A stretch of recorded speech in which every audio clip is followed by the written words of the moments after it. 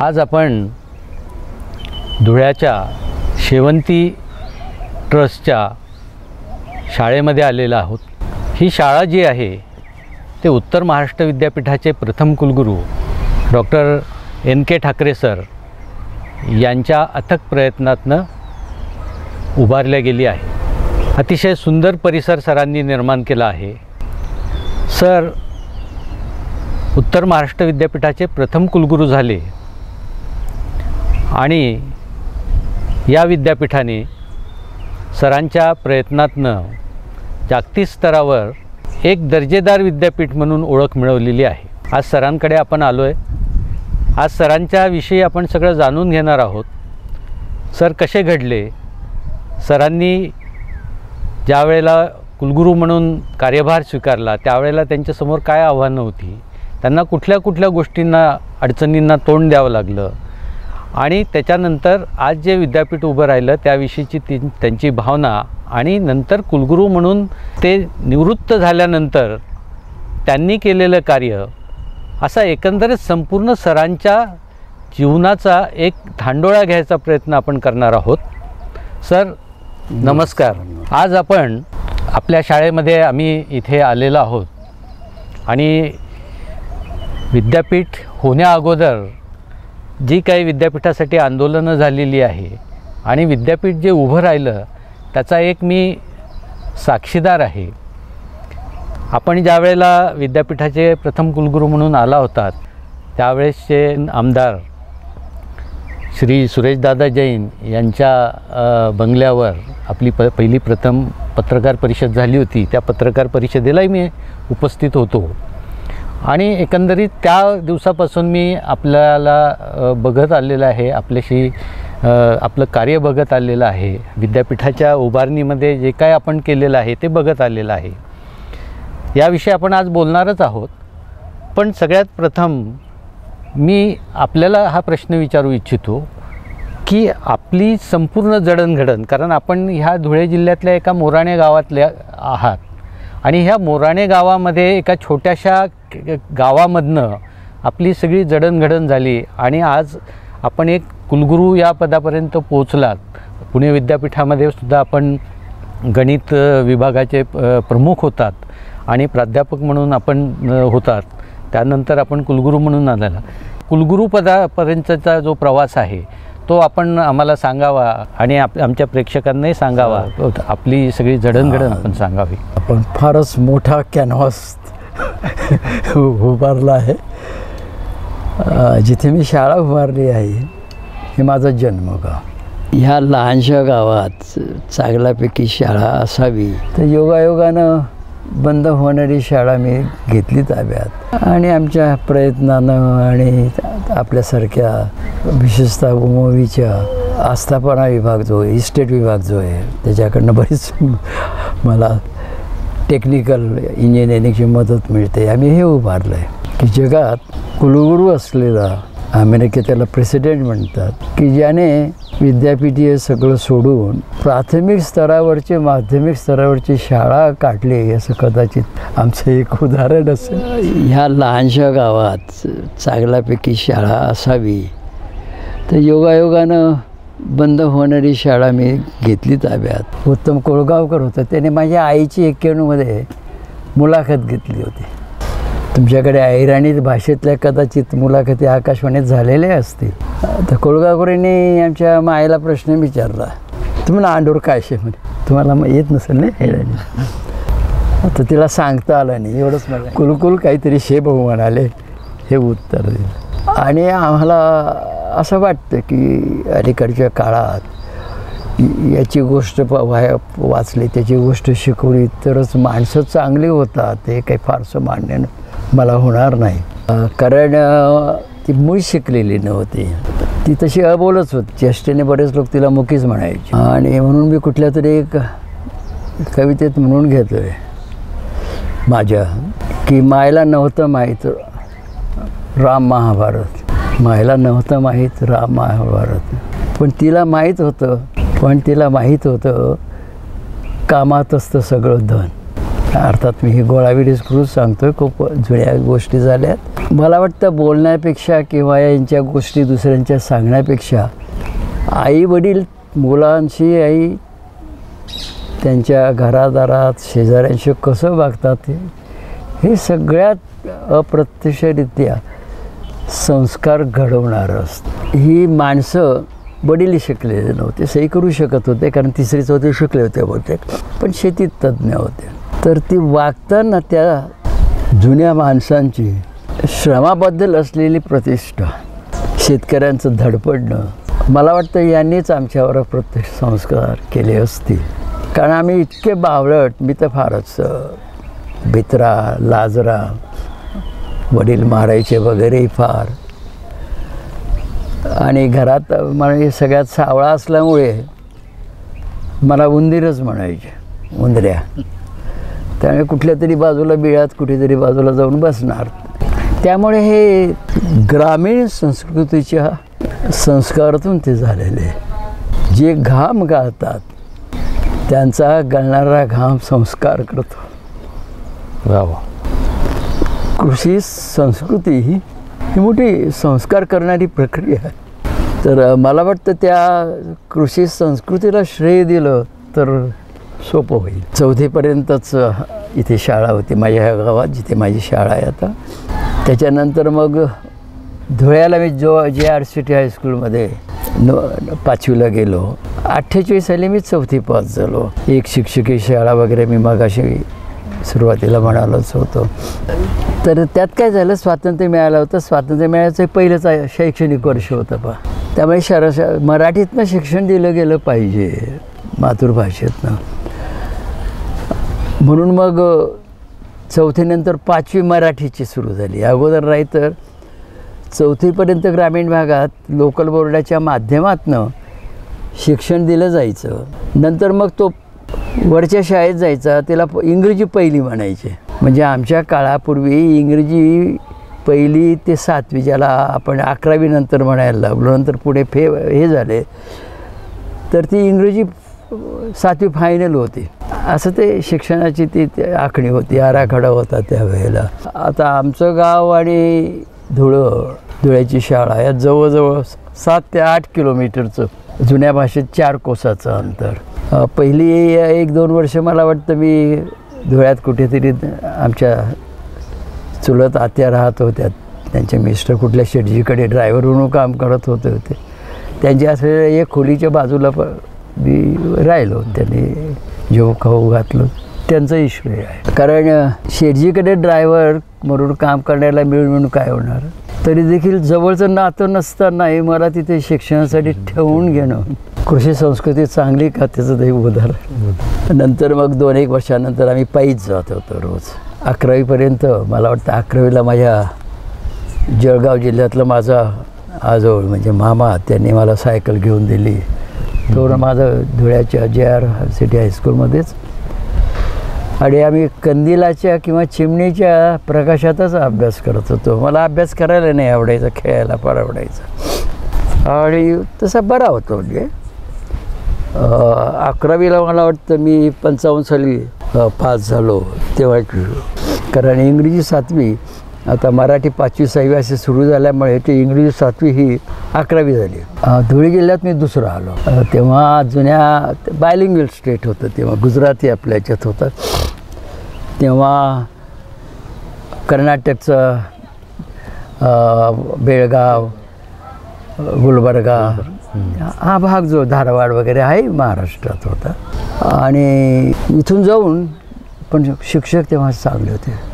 मला वाटतं कदाचित ती तशी संघाची शाळा समजली जायची. तेव्हा संघ काही बंदी होती त्याच्यावर त्या काळात. पण लोक चांगले होते. कोण कुठल्या मतप्रणालीच्या आहे त्यापेक्षा ते माणसं म्हणून कसं वागतात हा खरा निकष असला पाहिजे. ज्याला आम्ही अलीकडे आम्ही नीतिमत्ता म्हणतो.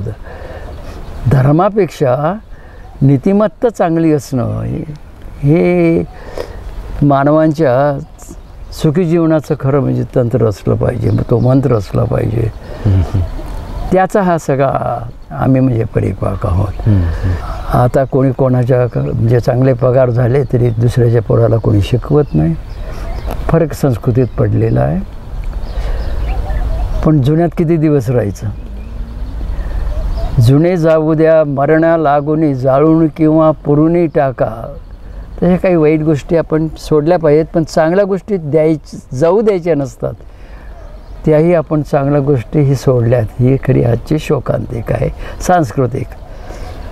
आणि हा सांस्कृतिक शोकांतिका ही जी आहे ती माध्यमाच्या याच्यातनं अलीकडे फार प्रकर्षानं जाणवतं. कारण लहान लहान खेड्यांमध्ये आता मातृभाषा सोडून इंग्रजी माध्यमाच्या सो कॉल्ड शाळा सुरू झालेल्या आहेत. आणि त्या आता आजूबाजूला इंग्रजीच कोणी बोलत नाही, शिक्षकांनाही येत नाही, तर त्यात तुम्ही काय शिकवणार आहात. तर आम्ही असं एक मॉडेल तयार करतो आहोत की मातृभाषा हिलाच मध्यस्थानी ठेवून इंग्रजी भाषेतनंही आपल्याला अभ्यासक्रम शिकवता येईल. आणि म्हणून माझी इंग्रजी माध्यमाची शाळा नाही, ही बायलिंग्वल स्कूल आहे की ज्याला मराठी इंग्रजीपेक्षा जास्त महत्त्व आहे. आम्ही मुलांना सांगतो की मराठी बोला, वाचा, इंग्रजी बोला, पण आजूबाजूला जोपर्यंत इंग्रजी बोलण्याचं वातावरण होणार नाही तोपर्यंत इंग्रजी बोलूच शकणार नाही. सर मला वाटतं प्राथमिक आपण जे आहे तर मला एक किस्सा आपण सांगितल्याचा आठवतो. आपण लहान असताना एक दाई जे आहे तर ते दूध पाजण्यासाठी म्हणूनचा काहीतरी आपला एक किस्सा आहे. नाही, दाईबीचं काही हे नाही. किंवा तुमच्याकडे कोणीतरी तो किस्सा असा आहे की माझी भावंड जी होती अगोदरची, हां सर, ती वाचायची नाही. मला वाटतं निसर्ग मोठा विचित्र आहे. माझे वडील 6 फूट उंचीचे होते, सावळे, आणि माझी माय 4.5 फूट उंची, 6 फूट 4.5, आणि तिचं वजन 40 किलो असेल. नाजूक होते पण डोकं फार होते. त्यामुळे ती पहिली अपत्य जगायचीच नाहीत. त्यामुळे मला वाटतं मी वाचावं म्हणून माझं नाव निंबा ठेवलं, निंबाच्या पानात गुंडाळलं. आणि आमच्या शेजारी हा शब्द त्याच्यावर तुमचा विश्वास बसणार नाही, कारण मध्ये गली होती पण त्यांचंच घर सोनोआजी होत्या, ज्यांच्यावरची माझी कथा पानतावनाची, सोनोआजी ह्याच नावानं पानतावनाच्या अस्मिता दर्शनामध्ये प्रसिद्ध झाली आहे. तर त्यांनी माझा म्हणजे सांभाळ केला दाई म्हणून. त्या काळात दाई हा प्रकारच, आणि शेतकऱ्याला आज देखील दाई दुसरी बाई मुलाला दूध पाजण्यासाठी ठेवूच शकत नाही, कारण त्याला जगणं शक्य होत नाही. त्यामुळे ते असं की त्या सोनोआजींकडे मी बरंचसं वाढलो, आणि ती कथा त्यातलीच थोडीशी ही आहे. सर, या आपण आपलं शालेय शिक्षण झालं 11वी 12वी नंतरच्या काळामध्ये आपण पुढे काय केलं आणि कशा पद्धतीने आपण? मी फर्ग्युसन कॉलेजला नंतर पुण्याला गेलो. म्हणजे हा 55चा काळ मी म्हणालो तुम्हाला माझा. तर सर्वसाधारण त्यापूर्वी खानदेश आणि बडोदा संस्थांचं शैक्षणिक बाबतीत फार जवळचं नातं होतं. कारण धुळ्यापासनं 60 किलोमीटर अंतरावर असलेलं कवळानं ह्या गावचे सयाजीराव गायकवाड महाराज होते, जे प्रसिद्ध आहेत. ते त्यांच्या नावानं विद्यापीठ आहे बडोद्याला. तर त्यांनी ग्रामीण भागातला कुठल्याही जातीचा विद्यार्थी असेल त्याला ते स्कॉलरशिप वगैरे त्यांच्या ह्याच्यात, त्यामुळे सगळा आमचा जो ओढा असायचा ह्या भागातला, विशेष जळगाव जिल्ह्यातलं इतर कम्युनिटीजमधलं, त्यात लेवा पाटील असतील, काय तुमचे रेवा असतील, खूप प्रकार आहेत आपल्याकडे, जातीच जास्त आहेत, सगळा बडोद्याकडे असायचा. पण स्वातंत्र्य मिळून आता 8 वर्ष झालेली होती, 47 आणि 55. त्यामुळे कुठेतरी मराठी अस्मिता ही वर येत होती. आणि माझ्या गावातले माझ्यापूर्वी जे काही शिकले, माझ्या घरात शिकलेला एक माझा चुलत भाऊ, आणि पहिला म्हणजे ग्रॅज्युएशन वगैरे डिग्री मिळवणार मी, पण चुलत भाऊ काका बिकाचे ते सगळे एक सोनार होते आमचे, सगळे बडोद्याला शिकले. तर मग आम्ही पुण्याला आणि फर्ग्युसन कॉलेजला. तर 80 मार्क्स त्या काळी, कारण सगळ्या त्या मोठं जे विशाल महाराष्ट्र, मुंबई प्रांत नाव त्याचं होतं. तर त्या मुंबई प्रांताच्या याच्यात संपूर्ण गुजरात होता, महाराष्ट्र, पण तेव्हा मराठवाडा नव्हता, वराड नव्हतं, कारण ते सेंट्रल प्रॉव्हिन्स अँड वराडमध्ये येत होतं आणि गुलबर्गा बिदर वगैरे सगळा जो आहे भाग तो भाग होता तेव्हा. तर तेव्हा पहिली 30 काढले जायचे नंबर रँक काढण्याच्या मी विरोधात आहे.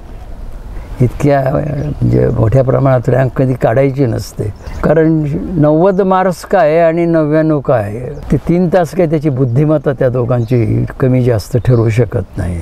ती आयुष्यभर पुरणारी असते.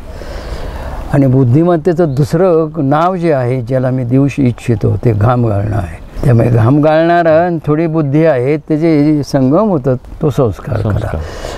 तर त्यामुळे आम्ही फर्ग्युसनला गेलो.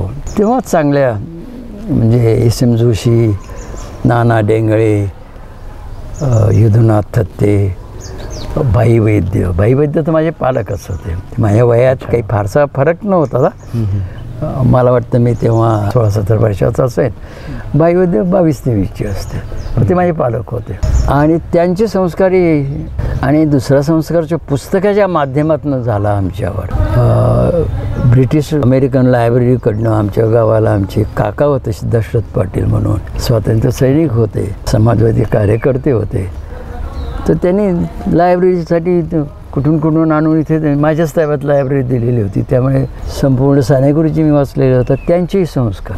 आणि म्हणून मी म्हणतो वाईट शिक्षक असतील तर त्याच्यावेळी जर त्या मुलाला वाचता येत असेल तर सानेगुरुजींनी इतका चांगला संस्कार करणारा कुठला लेखक असूच शकत नाही. पण आता त्यालाच त्यांच्या जोडीला तुकारामी यायला पाहिजे. मनातलं जी घाण असते ना ती विथून जाईल सगळी.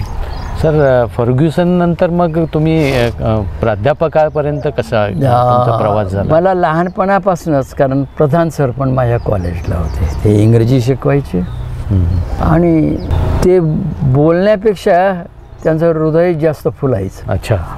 आणि आमच्या तात्यांचं, दशरथ तात्यांचं आणि त्यांचंही आमचे सगळे संबंध होते. आमच्या गावाला मोर सगळे लोक, एस.एम. जोशीपासनं नागा गोऱ्यांपासून मृणाल गोरे असतील, सगळे लोक येऊन गेलेत, राहून गेलेत. कारण राष्ट्रसेवा दलाची ते एक आमची पार्श्वभूमीच बनली संस्काराची, चांगल्या संस्काराची. अशा बऱ्याच संघटना आहेत त्या संस्कार देतात, पण बऱ्याचशा संघटना द्वेष शिकवतात. आता आपलं विद्यापीठाचंच सुरुवातीचं आपण कन्व्होकेशनच्या वेळेला पदवीदान समाजाच्या वेळेला म्हणतो, खरा तो एकची धर्म जगाला प्रेम अर्पावे. त्यामुळे आमचा तो धर्म होता. इथे एक कडक मायाळू आई, पण घरात फारसा प्रभाव नसलेली कडक बाप. याच्यानंतर तिथे मी हॉस्टेलला गेलो. भालचंद्र नेमाडे आमचे हॉस्टेलचे मित्र होते. तेही 55 सालीच 11वी झाले. आम्हाला मोकळं रान मिळालं. ही सांगू इच्छू की मराठा दक्षिणा फेलोशिप जी ती मला मिळालेली होती, कारण मार्क्स भरपूर होते. त्यामुळे आमचं लक्ष सगळं विचलित झालं. फिरणं, हे करणं, मित्रांबरोबर सगळं. कारण धाब्याच्या घरातनं कंदील आणि चिमणीवर अभ्यास करण्याच्या वातावरणातनं एकदम डेक्कन जिमखाना आणि फर्ग्युसन कॉलेजमध्ये एक स्वतंत्र खोली, तिथे इलेक्ट्रिसिटीचा दिवा, ह्या वातावरणानं आम्हाला मदत केली का आमचे तोटे केले हे मला सांगता येणार नाही. मला तर वाटतं तोटे जास्त झाले. त्यामुळे पुणं पाहणं, अमुक टमुक मित्र कुठले असतात, योगायोगानं चांगले मित्र होते आमचे, पण त्या वयातला जो अनघडपणा असतो त्याचे तोटे आम्ही फेसले. आता इंटर सायन्सला चालू मी, मला वाटतं FYलाही चांगल्यापैकी मार्क्स सगळं. कारण एक करत होतो की मी 8ला झोपत होतो, 2ला उठत होतो, 2 ते 4 अभ्यास करत होतो आणि पुन्हा 4ला झोपत. लोकांना वाटायचं की हा लवकर झोपतो आणि उशिरा उठतो. पण कुठेतरी अभ्यासात आणि समजायचं, फार आतला गाभा समजायचं असंही नाही. पण परीक्षा इतकं, मी तर म्हणतो परीक्षा परीक्षेत पास होण्या इतकी सोपी गोष्ट आहे जगात दुसरी नाही, असं माझं मत आहे. कारण थोडाफार जरी अभ्यास होता, आपली पद्धतीच अशी आहे. पुस्तक नेमलेलं त्याचंच वाचायचं, त्याच्यावरचेच प्रश्न. थोडंफार केलं तर तुम्हाला 60-70% मार्क्स मिळवणं काही कठीण नाही. कारण स्वातंत्र्य मिळवलेलं असल्यामुळे नुकतंच ही वाढती एक अर्थव्यवस्था होती, ग्रोईंग इकॉनॉमी होती. आता ग्रोईंग इकॉनॉमी असताना, वाढती अर्थव्यवस्था असताना तुम्हाला हात लागतो, शिपाई लागतो. त्यामुळे आमच्या काळात आमच्या हातांना कामं मिळत गेली, रिकामे राहिले नाहीत. आणि ज्यांनी तेव्हा जो घामाचा संस्कार जो मी मगाशी म्हणालो त्याचा ज्याला विसर पडला नाही तर ते सगळेच पुढे आले. ब्रावो. तसं BScलाही मी पास झालो, मुंबईला MScला गेलो आणि आम्हाला प्रवेश सहजी मिळायचे. म्हणजे इंटर सायन्स नंतर इंजिनिअरिंगला जायचं असतं, अर्ज करायला काहीच माहिती नाही. जेव्हा परत गेलो ज्युनियर BScला 3 विषय, तेव्हा जनरल होतं. आता आपल्याकडे जे आहे पुण्याची पद्धत आलेली आहे त्यामुळे एक स्पेशल पेपर असतो BScला विशेषतः. आता फक्त मॅथमॅटिक्स म्हणजे मॅथमॅटिक्स.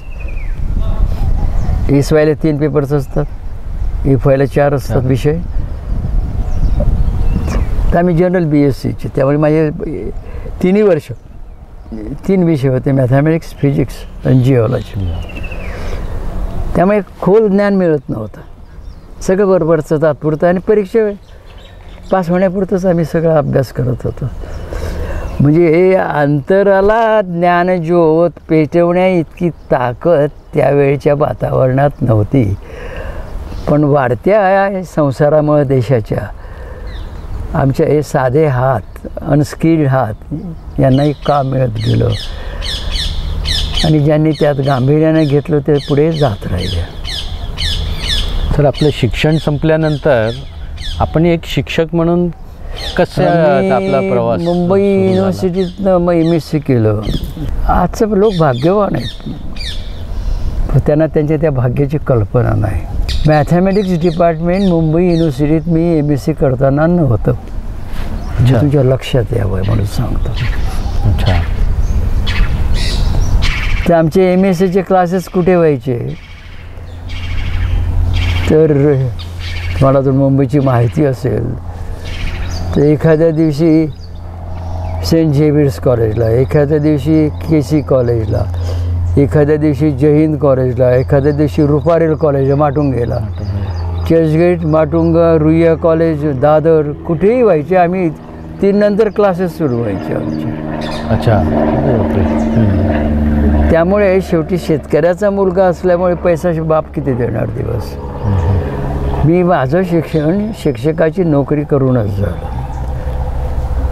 अच्छा. सकाळी 7:30 ते 1पर्यंत नोकरी करायची, 3 नंतर युनिव्हर्सिटीत जायचं. आणि आमच्याकडची ती परिस्थिती निराळी होती. शिक्षकाचा पगार 130 होता, प्राध्यापकाचा पगार 210 होता आणि 80 रुपये तोळा किलो सोनं होतं.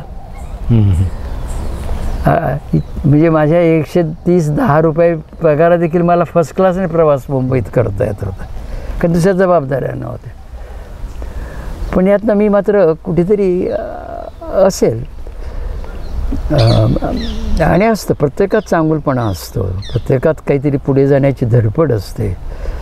संस्कारात त्यातला एक भाग, पण तुमचा DNA जो असतो त्यातही काहीतरी असतं. आता वडील नेहमी शेतीत प्रयोग करायचे आणि आईचं तर आमच्याकडे रांजण असायच्या अगोदर खेड्यात. एका रांजण दुसऱ्या रांजणीचा, तर रांजण इतका मोठा असायचा की एक घ्याच नुसतं म्हणजे गहूचं भरून ठेवता येईल. पण आमच्याकडे गहू बिहू जे व्हायचे तर ते रांजणे नाही व्हायचे, कणग्या असं भरल्या जायच्या किंवा जिन्याच्या खाली थोडं हे मोकळं असायचं त्यात भरले जायचं ज्वारी बाजरी वगैरे. आणि आम्हाला खेळू दिलं नाही बापानं कधी. शेतीची सगळी कामं करायला लावली त्यामुळे मला लहानपणी एवढंही काम आवडायचं. कारण जोपर्यंत तुमचा आत्मा त्याच्यात उतरत नाही तोवर तुम्हाला मला प्रोफेसर व्हावं हे प्रधान सरांमुळे वाटायचं. तितके साधे होते, 5 फूट 2 इंच उंचीची. तर असं आम्ही BSc झालो, मुंबईला गेलो. मुंबईत मी रॉयल इन्स्टिट्यूट ऑफ सायन्स, म्हणजे आत्ताचं इंडियन इन्स्टिट्यूट ऑफ, मला वाटतं इन्स्टिट्यूट ऑफ सायन्स म्हणतात, माझा कामा रोडला आहे, मोठे एल्फिन्स्टन कोणच्या खालच्या आणि बाजूला. तिथनं MSc झालो आणि आम्हाला तिथला एकही शिक्षक शिकवायला नव्हतं. अच्छा. फक्त रजिस्ट्रेशन तिथे, पण डिपार्टमेंटच नव्हतं. असं वेडं वाकडं होतं. इव्हन माझा जिओलॉजी विषय होता, तर जिओलॉजीला एक प्रोफेशनल ओपनिंग होतं, पण मग इतकं आवडत होतं काही माहितीच नव्हतं. आणि कोण जाणे, गणित आपल्याला सोपं वाटतं, चला गणिताचं, कारण पैसे भरावे लागत नाहीत जास्त, फार फी कमी होती. MSc झालो. नंतर तिथेच पुण्यात मला शिकवणारे अभिषा नावाचे एक गणिताचे प्राध्यापक होते. फार गणितात तर विद्वान होते, स्टॅटिस्टिक्समध्ये विद्वान ते. MSc मॅथमॅटिक्स पण होते, MSc स्टॅटिस्टिक्स पण होते. पण सेक्युलरिझमवर श्रद्धा असलेला असा दुसरा विचारवंत महाराष्ट्रात त्या काळी त्यांच्या तोडीचा नव्हता. त्यांचा माझ्यावर पाड. तर SIS कॉलेज हे साऊथ इंडियन एज्युकेशन सोसायटीचं सायला कॉलेज सुरू झालं. मी 62 साली MSc झालो. तर त्यांना शिक्षकाची कॉलेजमध्ये शिकवायची आवश्यकता होती. आणि शहा त्याचे पहिले प्रिन्सिपल होते त्या कॉलेजचे. अच्छा. आणि कोण जाणे, माझं निंबा नाव याने बऱ्याच वेळेला किमया केली. प्रधान सर आणि अभिषा मित्र होते, त्यामुळे माझं नाव हा त्यांचा एक म्हणजे असं म्हणू माइलस्टोन सारखा होता. म्हणजे निंबाच्या अगोदरचा का निंबाच्या नंतरचा मुलगा. अच्छा अच्छा. असं ते त्यांचं व्हायचं. म्हणजे माझा इंटरव्ह्यू फार चांगला झाला असं मी म्हणणार नाही. मला वाटतं त्यांनी घेतला इंटरव्ह्यू एकट्यानेच. फक्त मला त्यांनी ते सहकारी होते, जे बायको सारस्वत होते मराठी, पण त्यांनी मला प्रश्न विचारला, अरे ठाकरे म्हणजे, कारण तेव्हा बाळासाहेब ठाकरे वगैरे सगळे साठी जोरात होते, प्रबोधनकार ठाकरे ते CKP होते. त्यांनी कुतूहलानं मला प्रश्न विचारला. बऱ्याच वेळेला जात विचारणं हे वाईट समजलं जातं, मी मानत. कारण आपला जोपर्यंत तुमचा धर्म आहे तोपर्यंत जाती राहणार आहेत. तर मनात काही अंदाज बसणार. त्यांनी सरळ मला विचारले, निंबा म्हणे तुझी जात काय? आणि त्याचं उत्तर मला देता आलं नाही. सर म्हटलं मला काही सांगता नाही येणार, पण मी हे सांगेन की त्यांच्या लक्षात आलं की हा मराठा दिसतो, पण मराठा हे काही जात नाही आहे. पण वडील कधीतरी म्हणायचे तिळवणे कुणबी बिनबी. लग्न नंतरचा प्रश्न झाला. त्यांनी मला माझ्या 62मध्ये त्यांना शिक्षक पाहिजे होता आणि आपला पुण्यातला विद्यार्थी म्हणून त्याला मला मुद्दाम त्यांनी पुशअप केलं. आणि मला वाटतं मला त्यांचे आशीर्वाद मिळतच राहिले. मग तिथनं त्यांनी राजीनामा दिला प्राचार्यशिपचा. आता आम्ही बऱ्याच तरुण मुलांनी राजीनामे दिले, त्यातले लेफ्टीच जास्त होते, म्हणजे जे पुढे नक्सल चळवळी ती पुढे आले पुढे. तर मी पण राजीनामा देऊन टाकला. अच्छा. आणि दिल्यानंतर मग त्यांनी सांगितलं की VJTI म्हणून इंजिनिअरिंग कॉलेज जे आहे, विक्टोरिया ज्युबिली होते, आता वीर जिजामाता म्हणतात, हो, इंजिनिअरिंग कॉलेज आहे, तर तिथे गणिताचे लेक्चरर पाहिजे तर करा. तोही माझा इंटरव्ह्यू फार चांगला झाला असं म्हणता येणार नाही, कारण गणितात इन्व्हॉल्व होणं ज्ञानाच्या दृष्टिकोनात ती एक होतं. आणि आम्ही सगळे शिक्षक जे होतो आतापर्यंत पाठ्या टाकत होतो, फॉर्म्युले तुकडे हे ते, म्हणजे नुसती इक्वेशन्स किंवा त्याचे फॉर्म्युले आणि त्याचा अप्लाय हेच करत राहणं हे गणित नाही का, इट्स एन आर्ट. गणित हे कल्पनेचा थोडासा तो गुंफण करणारी असते. त्यामुळे जसं आता मी वळण देत नाही दुसरं, पण त्यामुळे तरी झाला नाही. पण शहांमुळे मग मला मिळालं. नंतर मग मात्र मी माझ्या शिकवण्यात माझी लोकांना आवडायचं. मी मिठीबाई कॉलेजला आलो, तिथे गुजराती पोरं तर म्हणायचे, सर तुम्ही जो एज हो, तुम्हीच आम्हाला शिकवायला पाहिजे. त्यामुळे ट्युशन्स मिळायला लागल्या. घर नव्हतं, 64 साली लग्न झालं, काहीच नव्हतं घर. आणि शेतकरी तर पैसा देऊच शकत नाही, मी मागितलं नाही काहीच. त्यामुळे मला लग्नाची देखील अंगठी माझ्या याच्यावर दिसणार नाही, कारण ती कुटुंबातनंच कोणाकडनं उसणवर आणलेली होती. ती त्यांनी मागून दिली, मी काढली आणि ती माझ्या लक्षात आलं. तेव्हापासून मी ठरवलं की मी अंगठी घालणार नाही. तर अशी सुरुवात झाली. 64 साली मग शास्त्रीनगरमध्ये मला ओनरशिप बेसिसवर घर घेतलं.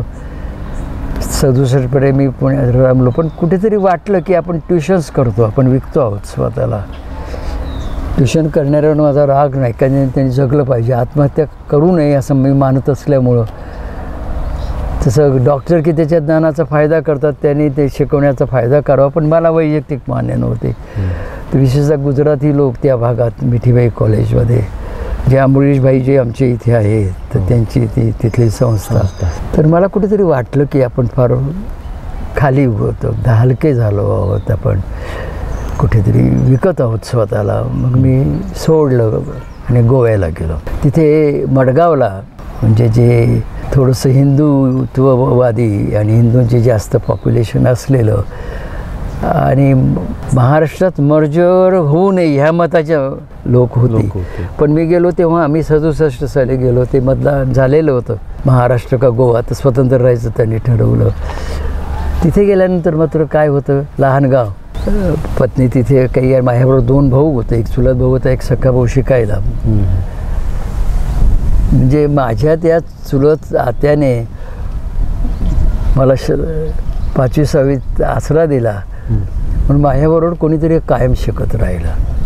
अच्छा, आज कोणी शिकवणार नाही, कारण पुरुषाला आता 5 आणा, चुलत भाऊ आणा, ते आणणं सोपं असतं, पण घर व्यवस्थित चालवायचं, त्याला खाऊ घालायचं, नवऱ्याला सांभाळायचं, लहान 2 मुलं आहेत त्यांना सांभाळायचं पत्नीच करू शकते. आणि तिथे वायजी नाईक, येगो नाईक नावाचे, ज्यांच्याबद्दल असं म्हटलं जातं की नासे फडकेने पहिली बायको सोडून दुसरे बायको कमला फडकेच्यावर जे लग्न केले त्यांच्यावर त्यांचं प्रेम होतं, म्हणून ते आयुष्यभर इंग्रजीचे प्राध्यापक होते, ते आयुष्यभर हे होते कुवारे. तर तेही त्या चौगले कॉलेजला जिथे मी मडगावला होतो तिथे वयस्कर होते, तेव्हा 60-70 झालेलं. तर त्यांना वाटलं की हा मुलगा गणितात फार चुणचुणीत आहे.